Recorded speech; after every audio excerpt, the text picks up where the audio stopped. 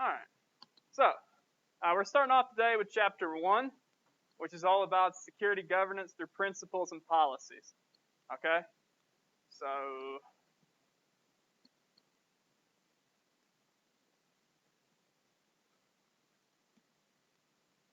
all right, we'll be going over the basics of security.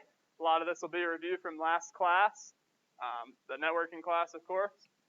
Talking about understanding and applying security concepts, security boundaries, evaluating and applying security governance to an organization, managing security function and process, security policy, standards, baselines, and guidelines, threat modeling, as well as supply chain risk management. So that's just a basic overview of the content for today. I just want to remind you all as I go, if something doesn't make sense, feel free to ask me to explain it again, explain it a different way, whatever you need.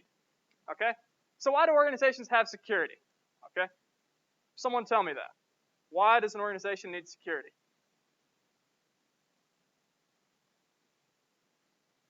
Okay, confidential information you don't want to get out, so safeguarding assets. What are some other reasons?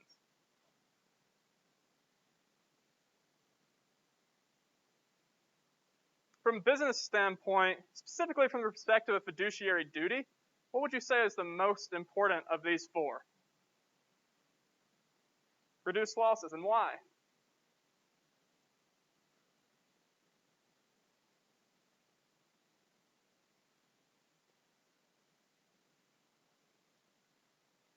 Exactly. So fiduciary duty and fiduciary responsibility refer to a public corporation's not only their desire, but their legal obligation to fulfill, maximize profit, basically.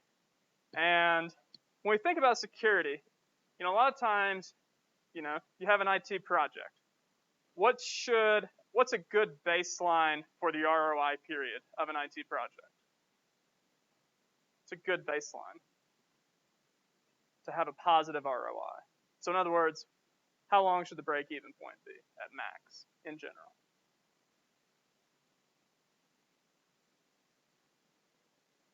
Five years is a bit long for most organizations. So most organizations are going to have a 2-year break-even point. That's not to say that there aren't exceptions. So one important exception of that would be the case where something is mandated by regulations. Okay, so something's mandated by regulations. What happens if it's not done? Okay. Well, it depends on circumstances, of course, but in general, be subject to some sort of sanction, maybe financial sanction, maybe you're not able to receive government contracts. That could be very devastating for certain businesses. Maybe you lose a license. Lots of different things can happen if you don't follow regulations. So, I'm not going to ask your opinion on regulations. I'm not going to say what I think about regulations, but there's pros and cons. I don't think that's too controversial of a statement. Okay? So, reducing losses. Now, having said that, we're going to talk in this class about risk management. Okay, so risk management is the idea that we're effectively mitigating our risk as an organization. So for instance, let's say we have a threat of ransomware. What are we going to do to mitigate that? Starts with a B. Backups. Okay, and how does that mitigate it, Ben?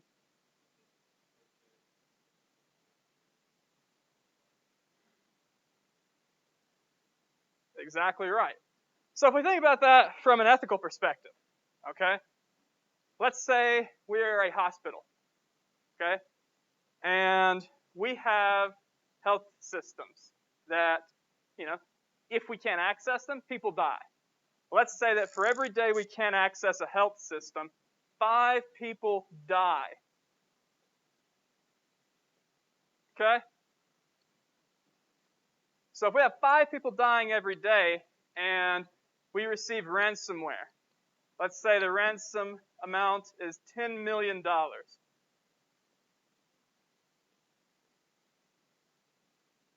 Who'd pay it? No right or wrong answers. Who'd pay it?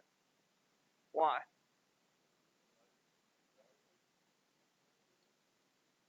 So who would not pay it?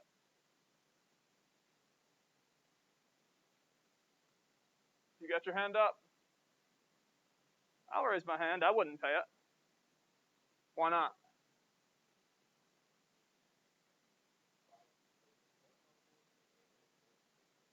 Let's just say it's one hospital. 5 people die a day if we don't have some way to restore it. So first of all, if I were in an organization, do you think I'm going to not have ample backup policies?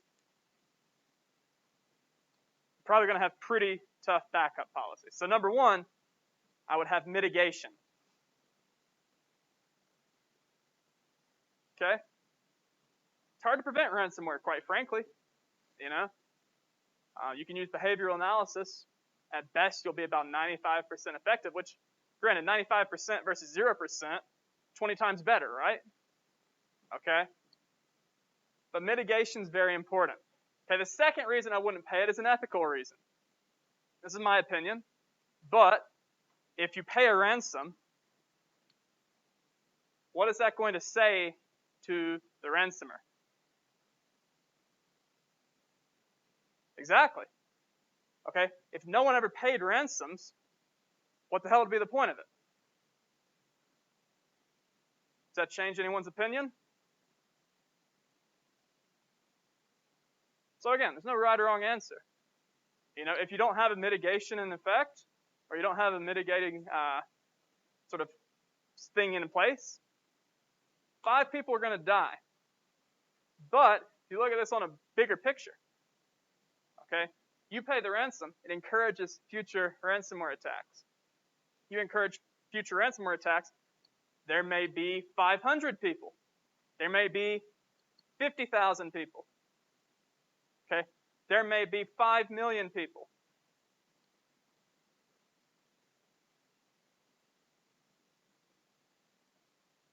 Who's got an opinion about that?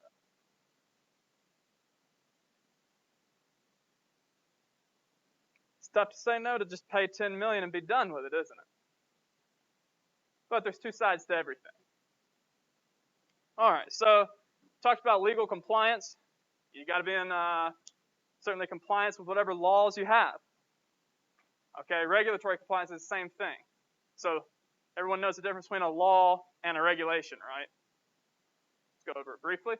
So a law, of course, something passed by some governing body.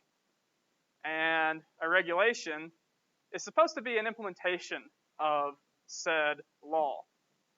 Okay? So you have different regulatory bodies that aren't legislative. Okay? They tend to be executive. We have, of course, 3 major systems in place. Who can name them? 3 branches I named. Legislative. Okay? So, legislative makes laws, executive enforces laws, and also makes regulations. All right? Does that make sense?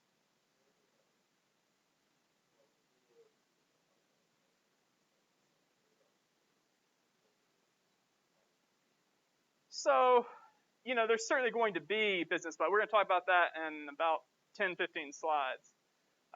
But in general, the business can set whatever policies they want, in general. There's a lot of exceptions to that. But it's a good rule of thumb to assume that a business has a lot of flexibility outside of regulatory and legal reasons. Okay? So for instance, can a business set a policy that all employees must wear, I don't know, a blue jacket? Can they do that? Yeah. Okay. Does it make business sense to do that in most cases?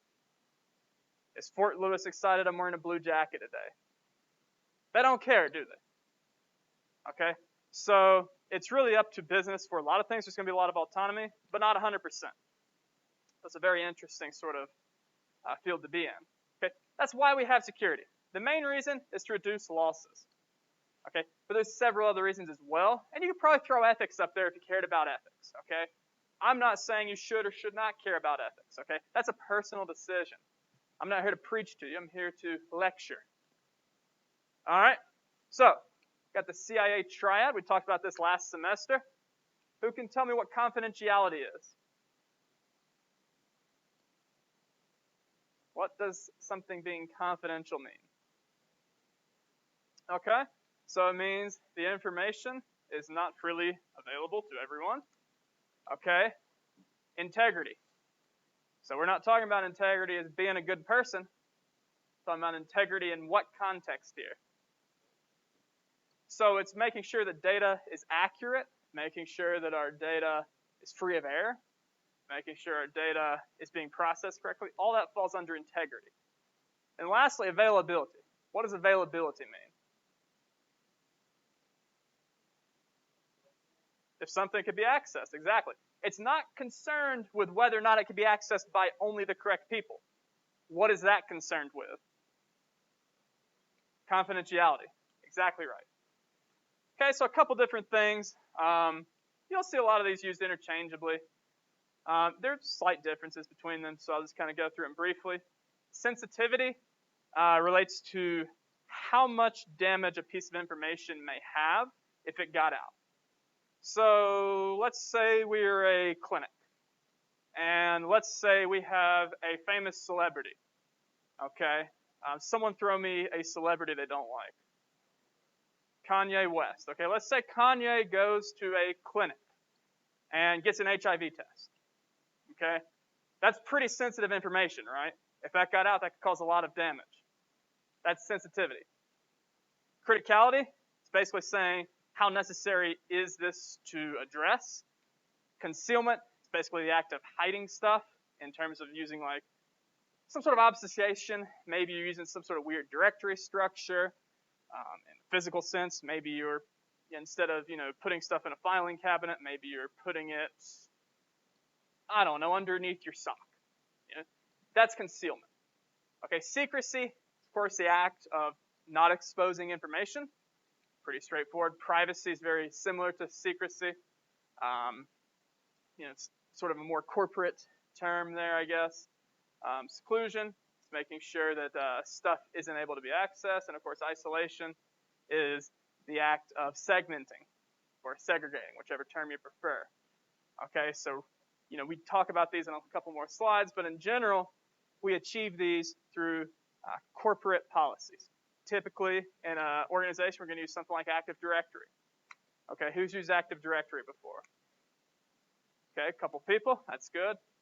Maybe I should do a lab with Active Directory then. It's an important thing to know and understand. Use a lot of stuff with it, okay? So you put different user groups, you assign privileges based on that. That process is known as what 4 letters starts with an R?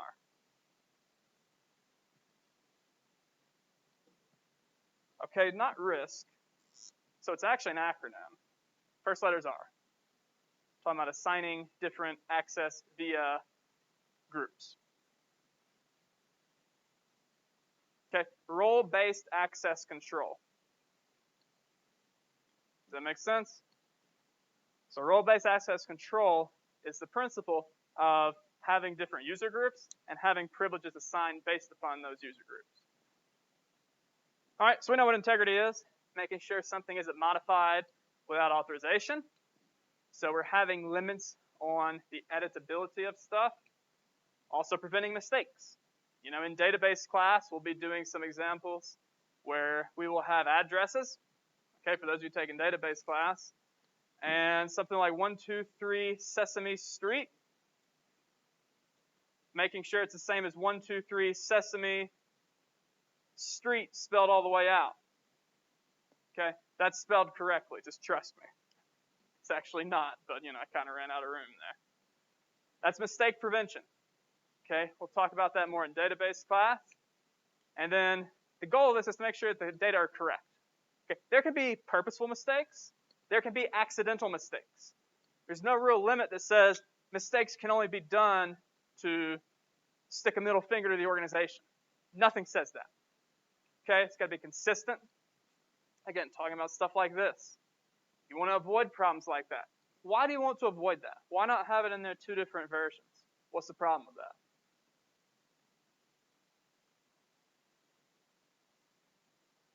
So if you're searching for someone who lives at 123 Sesame Street and you spell it that way, you're not going to find that way, are you? That's the problem. Okay? Consistent.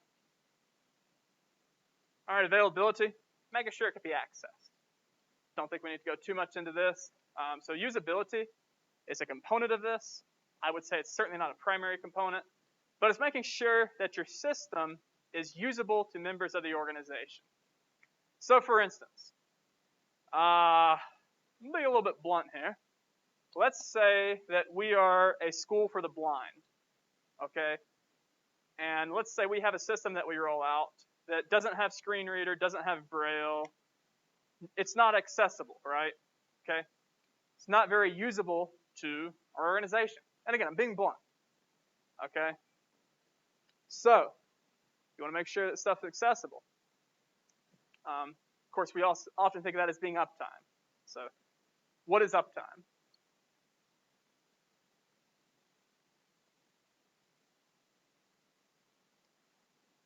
So if I say that a system has an uptime of 6 days, 7 hours, 59 seconds, what does that mean? Exactly, it's been operational for that amount of time. That's accessibility, that's uptime. Okay, and then timeliness. Timeliness refers to how quickly something can be accessed. So you can think of this in terms of latency. You know, if something is very slow to load, which one of these three is that going to be? It's still usable, right? It still eventually loads. It's still accessible, technically. It's not down. Which one of these three is it? Timeliness is exactly correct. Okay, so talked about the CIA Triad last semester. A little bit of new stuff. Got the DAD Triad. Okay. So this is basically when we fail at the CIA Triad. So if we fail with confidentiality, we have disclosure. We fail with integrity, we have alterations. We fail with availability, we have destruction. Okay? So destruction is the one that's a little bit confusing, but if you think about it, something like a DDoS attack is probably something that a lot of organizations, especially 5 to 10 years ago and before, would have faced. Does that permanently destroy anything? Not necessarily. It certainly could, but in most cases it won't.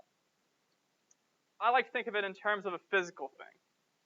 Okay, so to deny someone access to something they own, how do you do it? Well, that's certainly one way. Let's say you want it to be a little bit more damaging. Okay, you could use destruction to prevent someone from entering somewhere. So for instance, let's say someone is a deranged arsonist. Okay, they burn something down. Okay, that's destruction, right? You can't access and use it. The failure of availability. It's probably not the best term to use there, I'm not going to lie. But that's the DAD Triad. They wanted to have a catchy name, I guess. Some other basic terms: authenticity, making sure something is authentic as described. It's particularly important for any sort of purchase order that an organization is doing. Non-repudiation is basically achieved through taking system logs. Okay? And the idea of non-repudiation is that something can't be denied that it occurred. So if you have system logging taking place, and I log into a system, can I deny that I logged into that system? I can, but you're going to be able to prove that I did log in, right? Okay? There's nothing inherently stopping me from saying something. But if you have evidence through system logs that something took place, that's pretty much inarguable. Okay? AAA services, authentication, authorization, and accounting and auditing. We'll talk about those right here. So identification is saying who someone is. So if I were to go up to someone and say, what is your name? Okay, Ben, what is your name? Okay, your name is Ben. I want to verify your name is Ben. Okay, I'm not going to, but I would ask you, can I see your ID? I'm not asking for your ID, but I'm saying that's how I would verify that it's Ben. Okay, because maybe Ben happened to hire a twin. Okay, kind of rhymed. Maybe I should start up a rap career. I don't think many people would buy my stuff. But anyway, so you verify that it's actually that person. And if we're talking about a system, identification is the username. Okay, so you enter a username. You authenticate most of the time via what? Password, okay? We could also use multiple factor authentication, okay? So for instance, you may use something like Duo. You may use something like, doesn't Google have one? What's it called, do you know? Google Authenticator. You may use a physical YubiKey to verify. You may use biometrics, okay? I think we'll talk about biometrics in a couple of chapters, but we're going to have an interesting ethical discussion about that. Is it ethical for a company to have your biometrics? Maybe your fingerprint, maybe your palm print, maybe your iris scan. Is that ethical? We'll talk about that in a couple of chapters. Then authorization is actually granting the access. So if I say to Ben, you are in fact Ben, congratulations. That's me authorizing him to be Ben.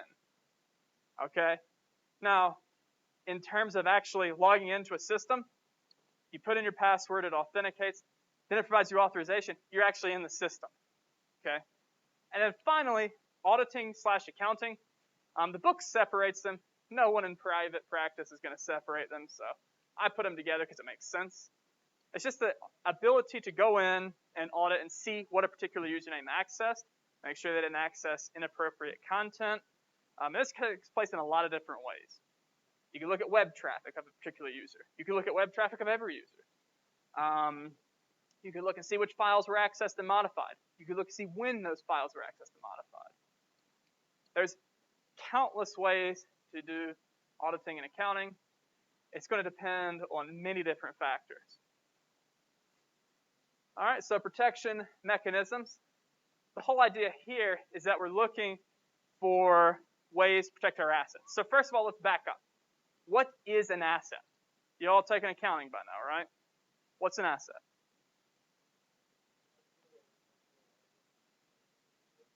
Doesn't have to be an object, but tangible or intangible something, okay? So cash is not necessarily physical, right? Most of the time it won't be, but it's still certainly an asset. Intellectual property, not necessarily a physical thing, but it is certainly an asset as well, okay? So things like that. We want to ensure they're protected. What does protected mean? What does it mean for something to be protected?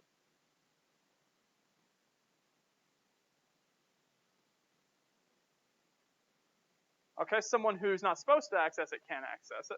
That goes back to which aspect of the CIS Triad? Confidentiality. Is that all we care about when it comes to protection? Just confidentiality? Care about all three, right?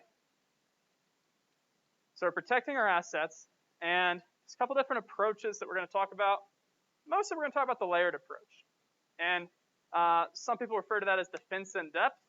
I've always heard it called layered approach. But the idea is that there are all these different layers to a certain asset. Let's go ahead and take a look at this. So we have our assets. This is our intellectual property. Okay. This is our cash. This is every asset that a company has, basically. Okay. Way out here, we have perimeter security. That's physical security.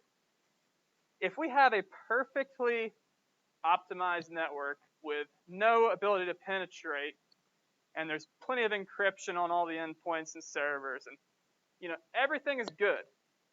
But if we don't put a lock on the door, is it actually good? Why not? Okay? Got a laptop sitting right here. What's preventing anyone from taking it, other than ethics? Is there anything physical stopping you from taking it? No. Hypothetically, Ben might see the laptop and go running out the door with it. That's poor perimeter security. I don't think Ben's going to do that, by the way. That'd be kind of funny, though. But not that funny, so don't try it. Okay? So, perimeter security. We have to have strong perimeter security. Now, what does that look like? It's going to depend on the organization. Let's say we have a substantial amount of land. Let's say we have 50 acres. What may we want to consider? Starts with an F. Fence. Okay? May want to have a gate. May want to have armed guards. Or armed guards depending on the company, I guess. Certainly wouldn't be too thrilled if we had armed guards at the entrances and exits. But anyway, something to consider. If it's a sensitive company, that may make sense, right? Okay? Let's say we are a government contractor. Then I think armed guards would make a lot more sense than if we are if we're a florist, okay? So it's going to be dependent. Now, let's say we're just a regular old company, okay? We have 5 to 10 employees. What should our perimeter security most likely look like? 5 to 10 employees, pretty easy to manage, right? How about just a lock on a door? Is that going to be enough? Yeah, probably. If it's a high crime area, you may want to consider a retractable, what are those things called? Like chain link that retracts up and down a lot of retail stores in big cities. Yeah, those things. You may want to consider that. But for the most part, you're going to get by with just a lock on a door. Okay? Network security, making sure your network can't be accessed or compromised. Talked about that a lot last semester. What are some things we can do? Encryption, certainly we want to use encryption wherever possible if transmitting stuff across a network. What's another thing?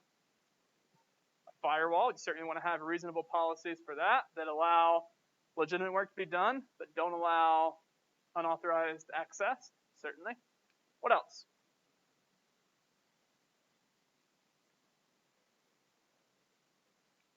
Okay, certainly segmentation of a network, having different VLANs, having different subnets, that's very important. One or two more things. How about closing inactive ports? Okay, that all goes back to network security. I think there's a chapter or two about it. We covered a lot of it last semester, though.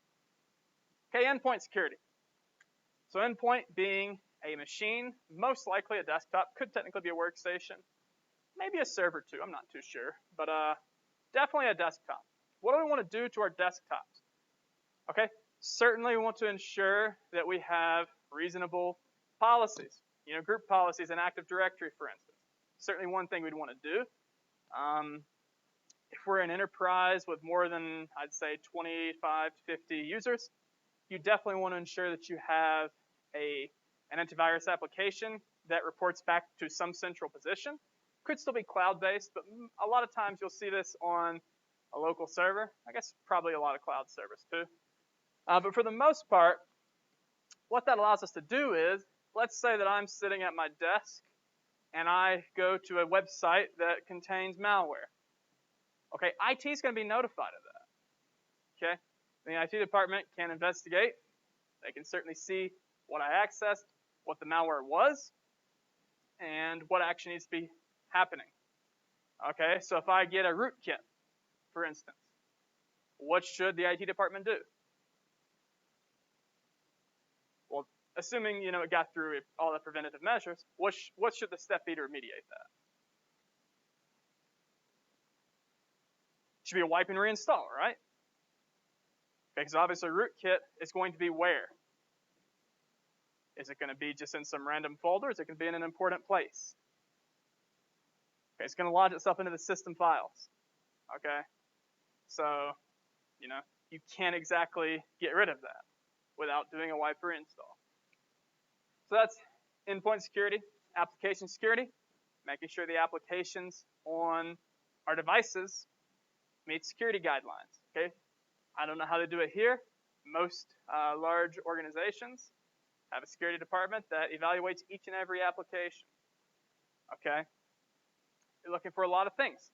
You're looking for how the data is transmitted, how the data is stored. Certainly where the application originates. Again, I'm going to be blunt here. Why is Kaspersky not used by most companies? And it's certainly been banned by the government. Why?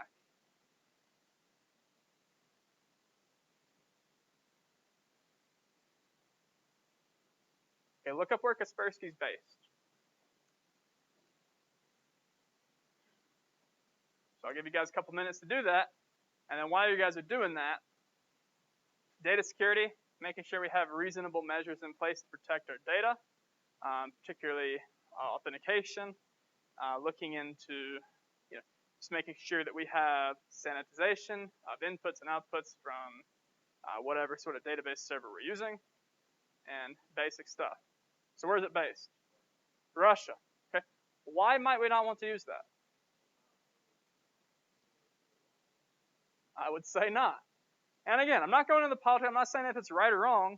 I'm saying it is banned by the federal government. Why are Hikvision cameras not allowed in not only federal buildings, but also federal contractors? Hikvision, Hikvision. Chinese, exactly. Okay. Same with, I think it's like DAHAU. Same situation there. Now, you could argue that that's a silly regulation because theoretically you could deny them, you could have them on a separate subnet and VLAN, and you could of course deny them access to the internet and just have them communicate with a local server. You could theoretically do that. Okay? I guess the government doesn't trust that every instance would. Again, I'm not saying if it's right or wrong. That's a fact. Okay, does everyone understand that? All right. So each of these layers is important. Does everyone understand why they're each important? If I just pull out application security and say anyone can install anything, is that a good thing? Why not? Why is that harmful, potentially harmful?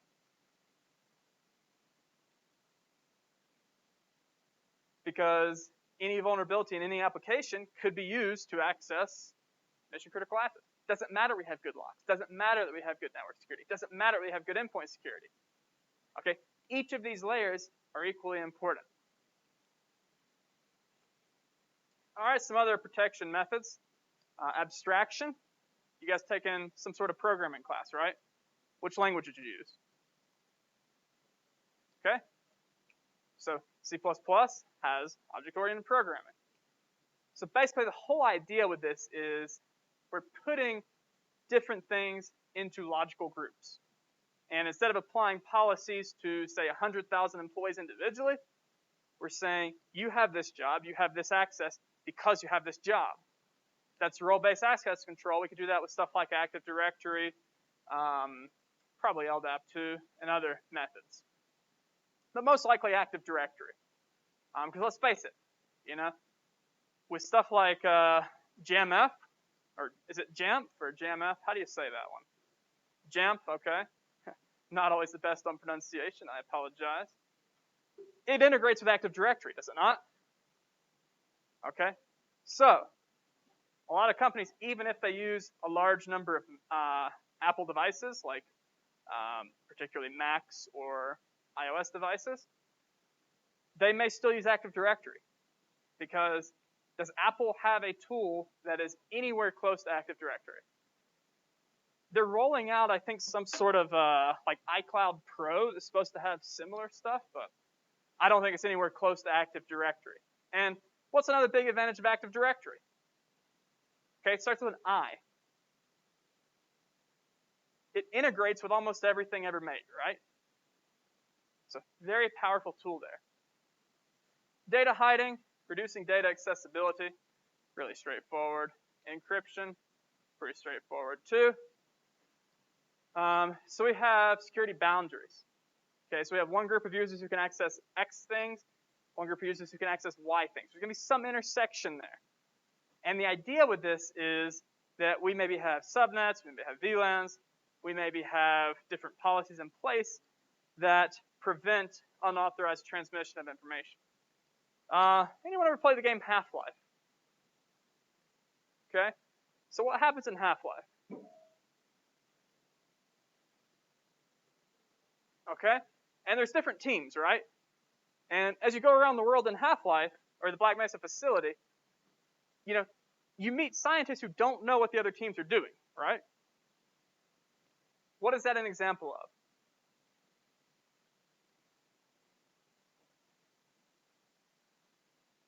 Okay, so up here, what is an example of? So it's really an example of security boundary, because there's that boundary there where this group of scientists knows about what's happening in their labs, and this other group of scientists doesn't know what's happening in these labs over here, and vice versa.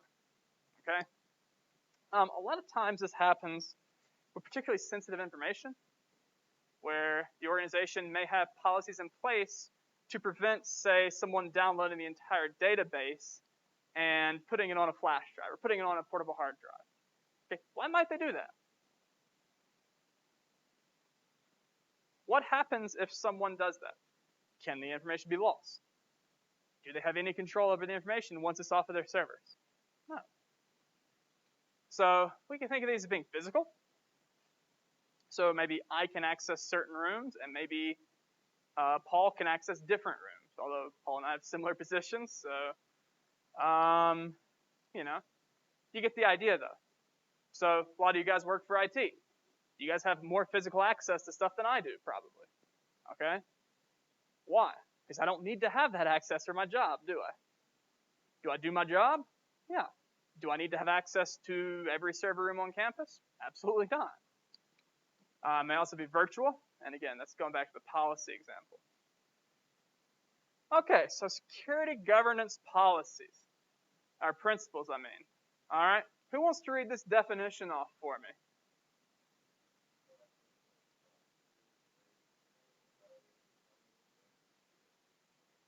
Thank you. Okay? So the whole idea is we have different principles in place. So the principles are going to be the guiding factors that are going to influence pretty much everything within our organization. Okay? And the very important thing is that it meets the needs of the organization. You wouldn't want to have policies that hinder organizational productivity, would you? So imagine if I had a policy in class, and I don't have this policy, but imagine I had the policy that said, you have to stand on your head the entire class or I kick you out as soon as you fall over. Would that meet the needs of the organization? Why not? So, it's not a need. You don't need to do that to learn, certainly. Why else would it not? Would it be a hindrance? Who can stand on their head for 55 minutes? Can anyone in here? So that doesn't meet the needs of the organization. Not only is it useless to do so, it provides a hindrance and no benefit. Okay? Functional units as well. What is a functional unit? Functional unit is the same thing as a department. So we have an organization. They have different functional units within them. For example, we think about Fort Lewis College. Okay? One functional unit is the School of Business Administration. One functional unit is information technology. One functional unit is the registrar's office. Okay? And then also the needs of the individual. You may have one individual who may need special things. I don't know. Meet the needs of the organization. And of course, you also have to follow all the regulations. I don't think we have time to go over these in great detail. NIST, of course, National Institute for Science and Technology. They have a lot of regulations that are for pretty much every company. GDPR, some European stuff. Don't worry about that too much in America, unless you're having a business that does business with European nations.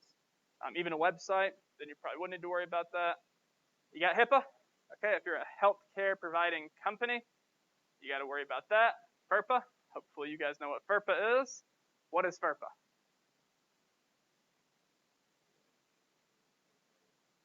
Okay. Exactly. So it's a Family Educational Rights and Privacy Act, and it governs not only higher ed, but there's different rules for primary schools and stuff like that. And of course, Sarbanes-Oxley. So again, don't have time to go over those in great detail. I think they might come up in a couple chapters. But, we have all these policies in place, and let's say we have a policy that says our organization must use Internet Explorer 6. What's the problem with that? Pretty old, it's outdated, has lots of known vulnerabilities and exploits. What else?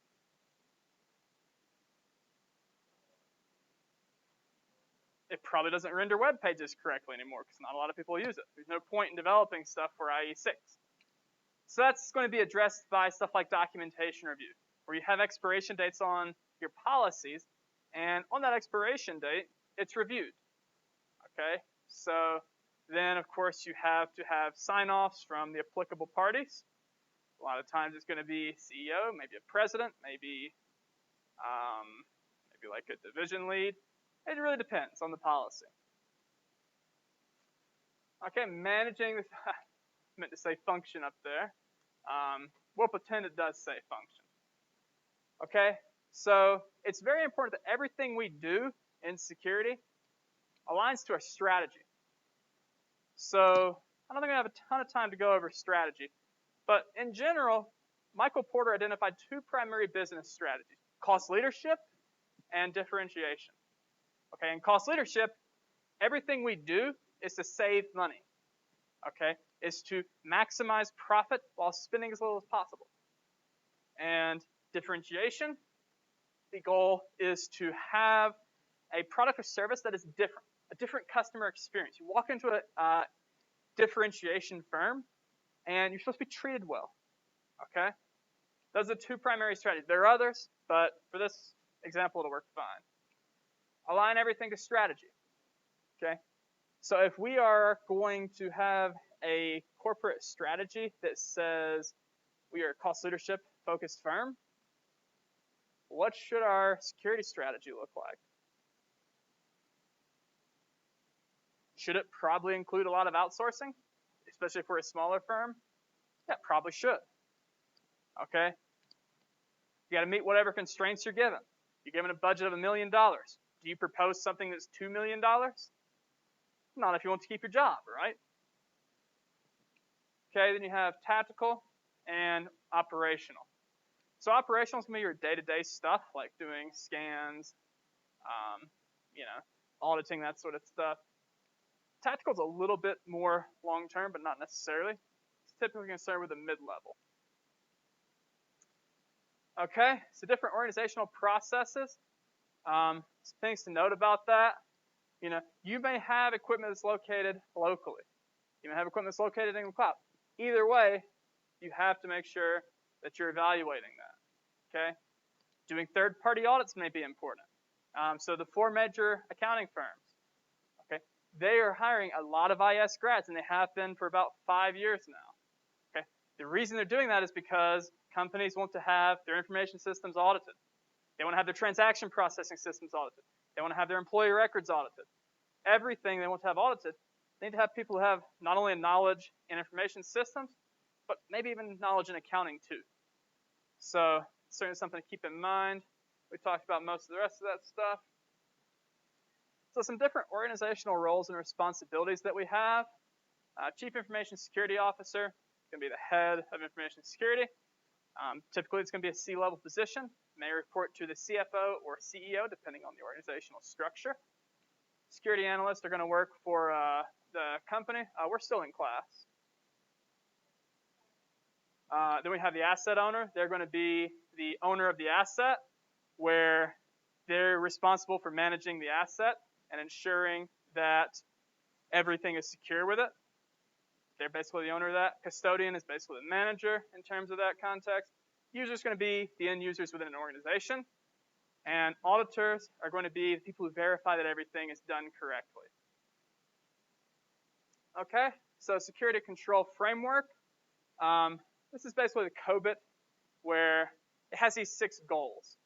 Okay, so providing stakeholder value using a holistic approach, using dynamic governance systems, all these stuff. Okay, it's basically just a fancy way of saying you have good policies in place.